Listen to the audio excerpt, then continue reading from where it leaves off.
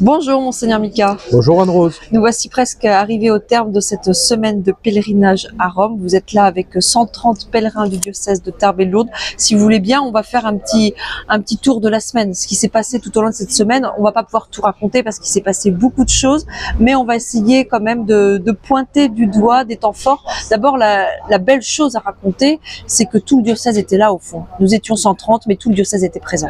J'ai aimé dire ce matin à la messe, en effet, que tout le monde était véritablement ambassadeur du diocèse, parce que la plupart, l'immense majorité des personnes du groupe ont été investies par des tas de gens du diocèse, l'intention de prière apportée à Rome au moment du passage des portes saintes, etc. Et vraiment, en tout cas dans mon cœur aussi, mais pas seulement, j'ai senti que c'était le cas aussi pour beaucoup de pèlerins. Ils pensaient aux membres de leur communauté paroissiale, aux gens de leur environnement, etc. Et pour ma part, c'était vraiment avec tout le diocèse que j'étais là. Et donc je peux dire que par moi et la majorité des pèlerins, c'est vraiment tout le diocèse qui était en pèlerinage à Rome cette semaine.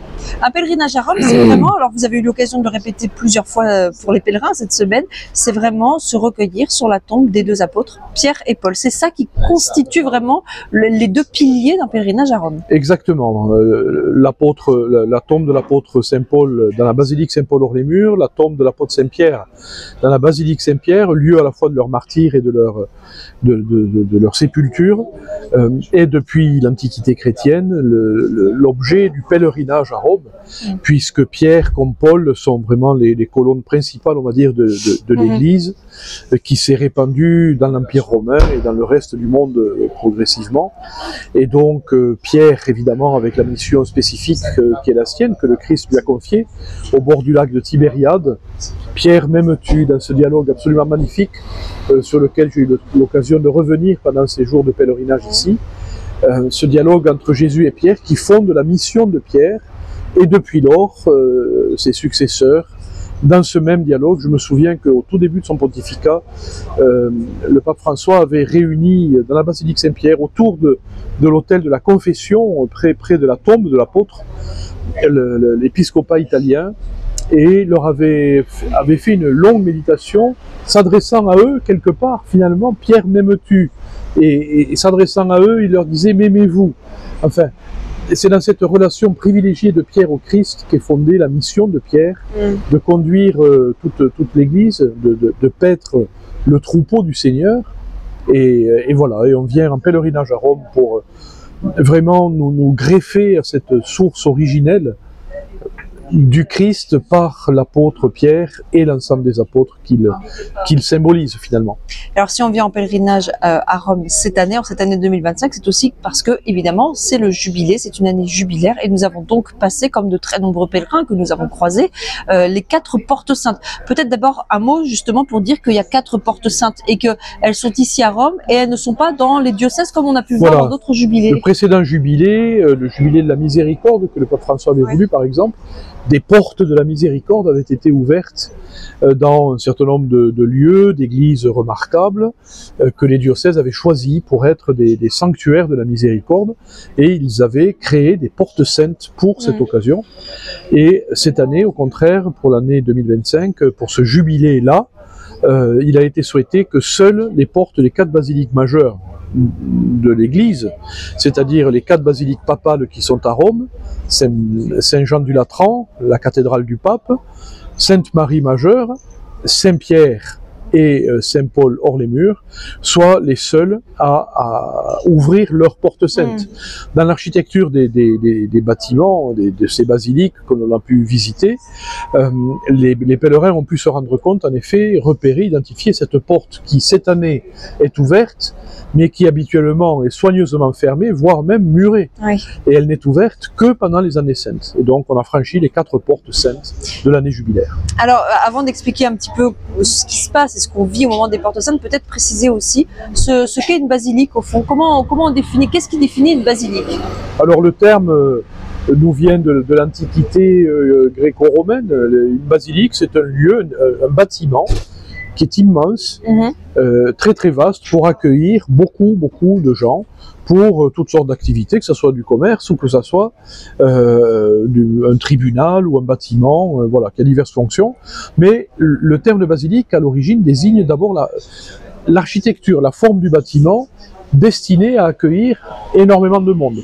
Et donc, quand les chrétiens, après l'édit de Constantin, au IVe siècle, ont pu sortir de terre, si j'ose dire, c'est-à-dire vivre au grand jour, à ce moment-là, ils ont utilisé des basiliques, soit des basiliques existantes déjà, soit ils ont construit des lieux sur le même type d'architecture pour pouvoir exercer leur culte et réunir la communauté chrétienne. Donc les basiliques, c'est d'abord ça, de très grands édifices capables d'accueillir une grande communauté. Et c'est tout à fait ce qui convient idéal pour le peuple de Dieu, à l'Église qui se rassemble. Et donc il y a des reliques dans les basiliques, il y a nécessairement des reliques de saints. Alors il y a des reliques de saints, bien sûr, puisque dès les origines, on aime vraiment s'inspirer de leurs témoignages, de l'exemple, oui, du témoignage qu'ils ont donné en versant leur sang. Dans le cadre du martyr, on vient de quitter 3 siècles et demi de persécution, depuis la croix du Christ et sa résurrection. Et donc, les restes des martyrs sont précieusement recueillis, conservés et conservés dans ces édifices autour desquels se retrouvent les chrétiens. D'ailleurs, les pèlerinages autrefois avaient pour objectif, le pèlerinage à Compostelle, le pèlerinage à Rome, etc., de faire étape par étape escale sur les églises remarquables qui conservaient les reliques des grands saints de l'histoire. Un parcours de basilique en basilique, on va dire, en quelque sorte. Alors donc le passage de ces portes saintes, 4 portes saintes ici à Rome, dans ces 4 basiliques majeures, le passage des portes saintes, ça a quand même à chaque fois été un moment intense, très priant, très fort de notre pèlerinage. On a bien préparé vraiment ces passages-là, en se référant aux indications données pour bien vivre l'année jubilaire, qui sont disponibles sur le site du diocèse, le site du sanctuaire à Lourdes, puisque j'ai décidé pour notre diocèse qu'on pouvait vivre le jubilé, recevoir l'indulgence attachée à cette année jubilaire. Sans porte sainte, mais avec un chemin. Sans porte sainte, mais avec un chemin, dans les 2 lieux qui ont été désignés, c'est-à-dire la cathédrale Notre-Dame de la Cède et le sanctuaire de Lourdes. Et donc, parmi les indications données pour vivre l'année jubilaire, eh bien, il y a non pas le passage de la porte sainte comme tel, mais de pouvoir prier Notre Père, réciter le credo, de pouvoir se confesser, pouvoir poser un certain nombre de gestes et bénéficier de l'indulgence. Alors ce qui a été quand même fort, c'est que cette prière du credo du Notre Père, à chaque fois, c'est faite ensemble, en groupe.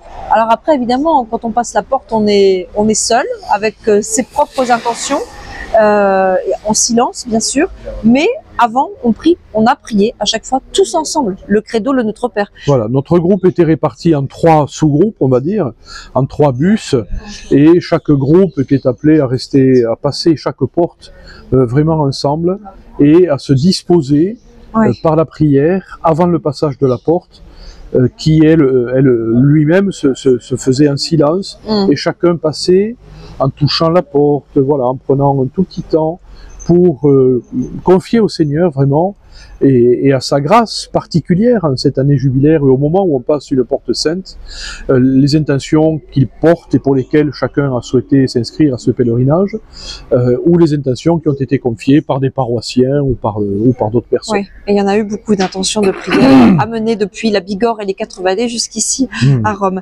Mardi, c'était la fête de la nativité de Saint Jean-Baptiste. Lors de la messe, pendant votre homélie, vous avez parlé de la figure de Jean-Baptiste comme un modèle, vraiment un modèle qui doit aider et guider, notamment contre toute forme d'abus. Est-ce que vous pouvez expliquer qu'est-ce que ça signifie, ça? Oui, j'ai souligné que pour moi, la figure de Saint Jean-Baptiste est particulièrement adaptée à notre temps, même si pour ma part j'y suis sensible depuis le début de mon ministère, parce que Jean-Baptiste, vous voyez, il fait la jonction, on va dire, entre l'Ancien et le Nouveau Testament. Il est le prophète qui va révéler aux croyants du peuple d'Israël le Messie qu'ils attendent.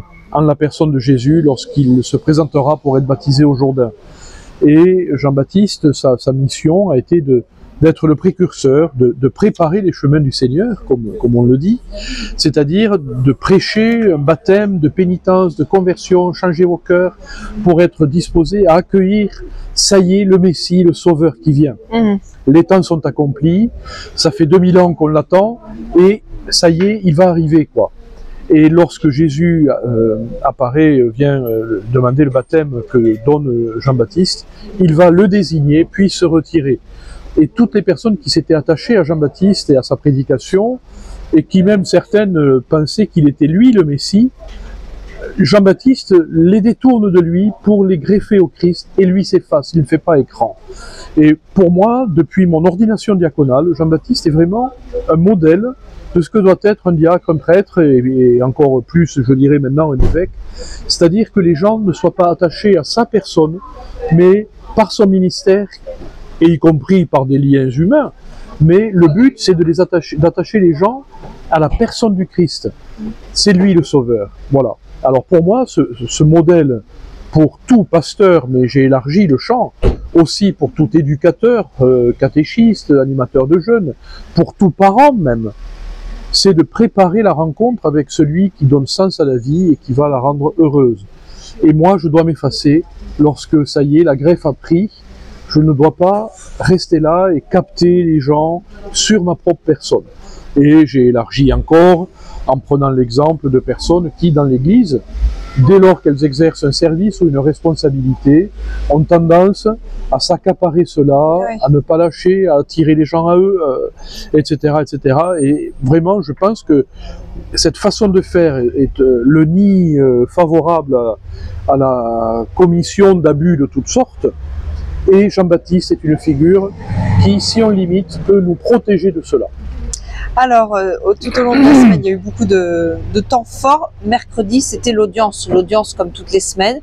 Nous y étions. Vous y étiez, vous, de très près. Hein. Vous étiez avec tous les évêques, les cardinaux aussi, je crois. Vraiment juste à côté du pape Léon XIV. Et puis, vous l'avez rencontré à nouveau ce jeudi, mais là, cette fois-ci, en audience privée avec le recteur de Lourdes, le père Michel d'Aubagne. Vous êtes déjà revenu sur cet événement assez exceptionnel quand même sur l'antenne de Radio Présence, mais peut-être qu'on peut encore en redire un mot, parce que quand même, au cours de votre semaine, vous avez eu l'occasion d'échanger 2 fois avec le pape Léon et voilà, de pouvoir voir de près cette figure de père, hein, vraiment. Alors la première fois, en effet, c'était hier, mercredi, au moment de l'audience, place Saint-Pierre, où à la fin de l'audience, l'usage, les huissiers invitent les cardinaux et évêques présents à aller se présenter devant le Saint-Père. Et donc, je me suis présenté, je ne le connaissais pas, il ne me connaissait pas, on se voyait pour la toute première fois, et donc je me suis présenté comme l'évêque de Tarbes-Lourdes, et puis je lui ai confié ou rappelé, indiqué que de toute façon on se verrait le lendemain, donc aujourd'hui. Et puis derrière moi, Monseigneur Perrier s'est présenté lui aussi comme évêque émérite du diocèse de Tarbes-et-Lourdes, et ce matin, je suis allé donc pour ce rendez-vous avec lui, un long rendez-vous qu'il a souhaité avoir alors même que la journée était particulièrement chargée, et j'ai bien vu quand on est sorti de son bureau avec le père d'Aubagne pour repartir, qu'on a traversé un premier salon où l'attendait une foule de prêtres et d'évêques, et puis à l'extérieur, dans toute une cour du palais apostolique, une foule assez considérable de gens qui l'attendaient eux aussi pour après la première partie avec les autres. Bon. Et donc, malgré cet agenda très très chargé, il a souhaité nous rencontrer. Et là, j'ai pu vraiment, comme je l'ai dit déjà, apprécier la qualité de sa présence, de son écoute et de sa mémoire et de sa pertinence, c'est pas le terme, mais en tout cas vraiment de son acuité par rapport au sujet dont on a parlé. Il posait des questions très précises pour bien comprendre, puis il revenait en arrière en disant « mais tout à l'heure vous avez dit, est-ce que j'ai bien compris ?» Alors, précis, vous échangez en français? En anglais, essentiellement en anglais. Ouais. Et puis une fois ou l'autre, on traduisait un petit peu, ou il s'adressait en italien au père d'Aubagne, qui ne parle pas très bien l'anglais, mais aussi bien lui que moi étions plus à l'aise en anglais, enfin lui très à l'aise en italien, moi beaucoup moins. Et voilà. Il suit de près donc ce qui se passe dans le diocèse de Tarbes-et-Lourdes et plus précisément au Pas sanctuaire dans le diocèse de Notre-Dame-des-Lourdes. Tarbes-et-Lourdes, pas encore. Nous ne lui avons pas encore posé assez de soucis pour qu'on soit, soit au-dessus de la pile pour lui. Mais le sanctuaire de Lourdes est quand même un sujet. Le sanctuaire de Lourdes, évidemment, est un sujet. Alors, j'ai eu la joie de découvrir qu'il était déjà venu à Lourdes lorsqu'il avait 19 ans et 30 ans. Il est venu 2 fois dans sa vie. Et bon, peut-être que j'extrapole, que je prends mes rêves pour de la réalité, mais j'ai senti qu'il avait envie d'y revenir et ma foi, je n'exclus pas, je l'espère en tout cas qu'il le fera un jour. Bon, vous l'avez invité. En tout cas, je l'ai invité évidemment. Et nous verrons bien. Voilà. On va arriver au terme de cet entretien, Monseigneur Mika. Peut-être pour conclure, un mot sur vous, votre semaine de pèlerinage. Personnellement, comment vous l'avez vécu, comment vous la vivez, hein, c'est pas encore terminé, il reste encore quelques heures. On a pu remarquer que quand vous traversez Rome, vous croisez quand même quelques visages connus. Bon, il faut dire quand même qu'il y a ici le séminaire français dans lequel vous avez une responsabilité puisque vous êtes le référent de ce séminaire au nom de la conférence des évêques de France. Mais enfin, vous ne passez pas incognito à Rome, Monseigneur Mika. Ouais, forcément, vous savez, ça fait un certain nombre d'années que je suis dans le ministère. Et Rome, c'est le lieu où tout le monde se croise, finalement. Surtout en cette semaine où il y a le jubilé des prêtres, des évêques et des séminaristes. Alors forcément, c'est un milieu que je connais plutôt. Et donc la probabilité pour que je rencontre des gens connus est grande. Et je rajoute que mon ministère à Lourdes me donne aussi de rencontrer un certain nombre de gens et d'être repéré par un certain nombre de gens qui me reconnaissent ici, alors même que moi, de mon côté, je ne les reconnais qu'après coup. Bon, la joie de la rencontre ajoute beaucoup d'émotions à cette semaine. Ma manière de vivre cette semaine, elle est très belle parce que je suis là avec mon diocèse. Ouais. Et ça, c'est une joie très très profonde. J'avais voulu que ce pèlerinage, vraiment, dans le cadre de l'année jubilaire, de l'année sainte, en plus des 5 rendez-vous donnés au diocèse dans nos sanctuaires mariaux diocésains. Et vraiment, ce pèlerinage s'inscrit dans cette démarche globale. Et je suis ici avec le diocèse. Et je suis heureux d'y être avec le diocèse. Et vous avez le temps, vous, d'en profiter, de vivre intensément, personnellement, de recevoir des grâces de ce jubilé? Ça, je pourrais répondre à votre question après. Mais en tout cas, le temps de vivre ceci ou de vivre cela, le Concile Vatican II dit que pour les prêtres, l'alimentation de leur vie spirituelle, c'est l'exercice de leur ministère. Eh bien, je fais cette expérience depuis que je suis prêtre, en effet. C'est dans mon ministère que ma vie spirituelle se nourrit. Et donc le temps, ben oui, parce que je donne beaucoup de temps à mon ministère, je donne toute ma vie à mon ministère. Et donc c'est ça qui alimente ma vie spirituelle, que ce soit dans le diocèse, ou que ce soit à Lourdes, ou que ce soit ici à Rome pendant cette semaine de pèlerinage avec le diocèse. Merci beaucoup, Monseigneur Jean-Marc Mika. Merci de nous avoir accordé ce long temps, malgré la fatigue du pèlerinage qui commence à se faire vraiment ressentir. On vous retrouve très bientôt sur les ondes de Radio Présence et sur Bigorre TV. En tous les cas, on vous souhaite un très bon retour dans le diocèse de Tarbes-et-Lourdes. Avec grand plaisir. Amitié à tous.